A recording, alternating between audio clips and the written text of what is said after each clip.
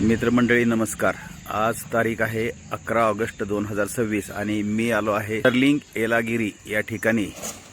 आणि हा Sterling Yelagiri resort आहे जो आहे तामिळनाडूमध्ये। आणि संध्याकाळच्या वेळेस हा रिसॉर्ट कसा दिसतोय हे आपण बघतोय। आणि समोरून चालत येत आहेत प्रकाश दिवशे। आणि हा जो भाग आहे तो रिसॉर्टचा आपल्याला या ठिकाणी बघायला मिळतोय। या ठिकाणी आपली गाडी डाव्या बाजूला पार्किंग केलेली बघायला मिळेल। आणि आतल्या बाजूला आल्यानंतर हा रिसॉर्ट किंवा जे लाइटिंग आहे तर असं दिसतंय। आणि स्टर्लिंग येलागिरी AGS ग्रुप्स आणि हा समोरच्या बाजूला आहे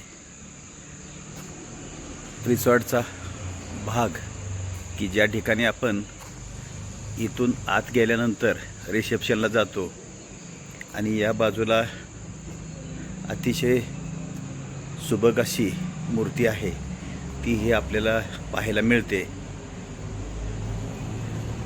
तर अशा पद्धतीची मूर्ती आपल्याला या ठिकाणी बघायला मिळते। आणि हा स्टर्लिंग येलागिरी AGS ग्रुपचा हा भाग आहे। आणि आतल्या बाजूला समोरच्या बाजूला रिसेप्शन किंवा बाकीचा एरिया आहे। मित्रमंडळी ही आपली जी गाडी आहे तर ती आपण मंगळवेढा येथून चित्रदूर बेंगलुरू मार्गे येलागिरी या ठिकाणी आलेलो आहोत। आणि आज आणि उद्याचा म्हणजेच दिनांक 12 ऑगस्ट 2026 रोजीचा जो मुक्काम आहे तो आमचा आहे स्टर्लिंग येलागिरी या ठिकाणी। आणि परवा दिवशी सकाळी आम्ही चेकआउट करणार आहोत। तर आम्ही चाललेलो आहोत सध्या जेवणासाठी बाहेरच्या बाजूला। मित्रमंडळी आमची जी रूम नंबर आहे तर ती आहे 1211 आणि समोरच्या बाजूला अशी लॉबी आहे। या इकडून जिना आहे आणि या ठिकाणी लिफ्टची सोय आहे। आणि समोरच्या बाजूला दिसणारा रिसॉर्ट जो आहे रात्रीच्या वेळेस कसं दिसतंय हे आपल्याला बघायला मिळेल। आणि समोरच्या बाजूला स्विमिंग पूल आहे, एक लहान मुलांचा स्विमिंग पूल आणि दुसरा आहे मोठ्या माणसांच्यासाठी। तर असा हा स्विमिंग पूल असलेला रिसॉर्ट आहे। आणि रात्रीच्या वेळेस दिसणारं जे रिसॉर्टचं दृश्य आहे ते या ठिकाणी आपण चित्रित करतोय। येलागिरी येथील स्टर्लिंगचा सुंदर असा रिसॉर्ट आहे। आणि मला माहिती मिळाली आहे की या ठिकाणी 92 रूम आहेत। तर या ठिकाणी लिफ्ट आहे आणि समोरच्या बाजूला स्विमिंग पूल। तर असा हा रिसॉर्ट की या बाजूलाही लिफ्ट आहे, परंतु आम्ही त्या दुसऱ्या समोरच्या बाजूच्या लिफ्टमधून आलो आहोत। आणि हे लिफ्ट आपल्याला खाली जाताना दिसतंय। तर या ठिकाणी आमचा 2 दिवसाचा मुक्काम आहे। आणि दिवशे खास लिफ्ट बघण्यासाठी गेलेले आहेत, ते तिथून लिफ्ट बघून परत येतील। तर असं हे सुंदर रिसॉर्टचं येलागिरी तामिळनाडू येथील ठिकाण रूम टूरसुद्धा घेतोय मी। तर अशी ही आमची जी रूम आहे ती या ठिकाणी बघायला मिळेल। आणि बाहेरच्या बाजूला इथून दिसणारं जे दृश्य आहे तर हा बाहेरचा भाग आहे, परंतु आता व्यवस्थित दिसत नाही। या ठिकाणी AC त्याचबरोबर एक कपाट आहे आणि अतिशय सुंदर असं सुसज्ज असं वॉशरूम आहे। तर अशी ही रूम आपल्याला या ठिकाणी बघायला मिळते। आणि डबल बेड आहे, सर्व सुविधांनी युक्त असा हा रूम आपल्याला या ठिकाणी पाहायला मिळतो किंवा रूम जी आहे ती आपल्याला बघायला मिळते। तर आम्ही दुपारीच आलो होतो।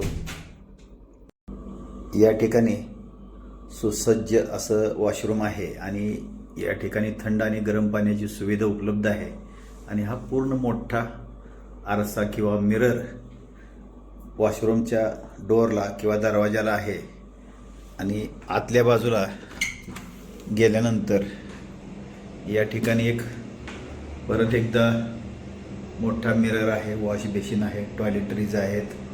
असं हे सुंदर बाथरूम आपल्याला किंवा वॉशरूम बघायला मिळतं. तर असं हे स्टर्लिंगचं येलागिरी रिसॉर्ट आपल्याला बघायला मिळतं आणि या ठिकाणी छोटासा फ्रीज पण आहे आणि इथं रॅक आणि लॉकरची सुविधा उपलब्ध आहे. हँगर्स आहेत. तर असं हा छोटासा रूमचा परिचय.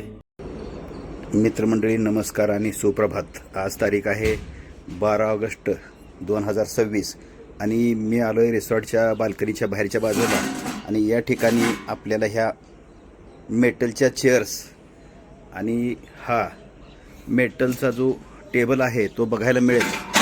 तर याचा आवाज आपल्याला लक्षात येईल आणि अशा सुंदर चेअर्स आणि टेबल आहे बाल्कनीमध्ये आणि समोरच्या बाजूला एक मंदिर आहे छोटंसं. वरती जायला रस्ता आहे. तर ते कशाचं आहे काय मी संध्याकाळी जाऊन बघणार आहे. आणि या ठिकाणी बांधकाम चालू आहे आणि समोरच्या बाजूला डोंगर आणि झाडी. तर या ठिकाणी काय डोंगर, काय झाडी, काय हॉटेल, हा शहाजी बापूंचा आवडता डायलॉग मला आठवला आणि खरंच त्यांचं मनापासून कौतुक की त्यांनी अशी एक निर्मिती करून ठेवली की लोक सगळेच माझ्यासारखे सामान्य, सर्वसामान्य, असामान्य किंवा राजकारणीसुद्धा विसरणार नाहीत. तर असे हे त्यांचे डायलॉग आणि या ठिकाणी ग्रामीण भागातील जीवनशैली आपल्याला बघायला मिळेल. आणि त्याचबरोबर इथून धूर येतोय तर काहीतरी कामाचं नियोजन असेल. परंतु हे एक लहानपणी आपण जे बघत असलेलो, आपल्या जीवनात आपण अनुभवलेलं लहानपण की ज्या ठिकाणी घरं, धूर, झोपड्या, छोटी छोटी घरं ती दगडमातीची होती, पालापाचोळीची छपराची होती किंवा गवताची घरं होती. आणि ती घरं मला ही घरं बघितली की आठवत आहेत.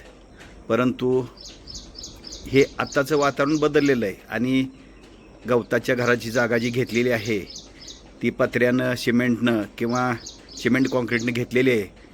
आणि हे वातावरण अजून जसं आहे तसं आहे. आणि येलागिरी म्हणजे कदाचित तामिळनाडूमधील महाबळेश्वर असावं असं वाटतंय मला. कारण हे जवळजवळ महाबळेश्वरची जेवढी उंची आहे तेवढ्याच उंचावरती पूर्णपणे वसलेलं आहे. आणि मी त्याचा परत जाताना एक छोटासा व्हिडिओ घेणार आहे.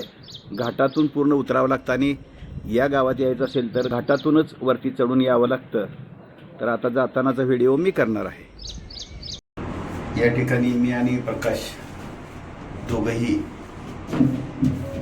अशा पद्धतीच्या लिफ्टमधून खाली चाललेलो आहोत आणि ही सुविधा आहे स्टर्लिंग रिसॉर्ट येलागिरी. या ठिकाणी लिफ्टमधून बाहेर जात आहोत आणि बाहेर आल्यानंतर मी आणि प्रकाश दिवशे, तर प्रकाश दिवशे आम्ही या ठिकाणी आलेलो आहोत आणि निघतोय पुढं आमच्या कामासाठी.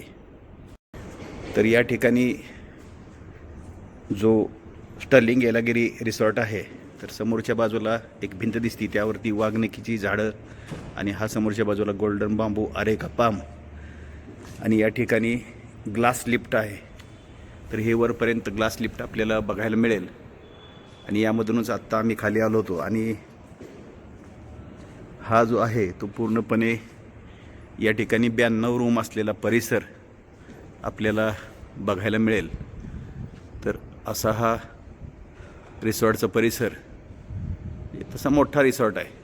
तर हा पूर्ण रिसॉर्ट आपण या ठिकाणी दाखवत आहोत. तर हा रिसॉर्ट आपल्याला या ठिकाणी बघायला मिळेल आणि आपण जाणार आहोत आपल्या पुढच्या कामासाठी. तर हा रिसॉर्ट थोडासा मी मधल्या भागात उभा राहून याचं रेकॉर्डिंग करतोय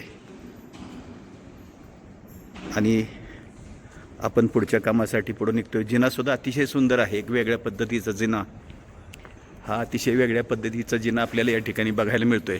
वेगळ्या धर्तीवरती बांधकाम झालेलं आहे आणि या ठिकाणी लहान मुलांची खेळणीसुद्धा आपल्याला बघायला मिळत आहेत. जे सगळ्याच सुविधा या ठिकाणी आपल्याला उपलब्ध आहेत.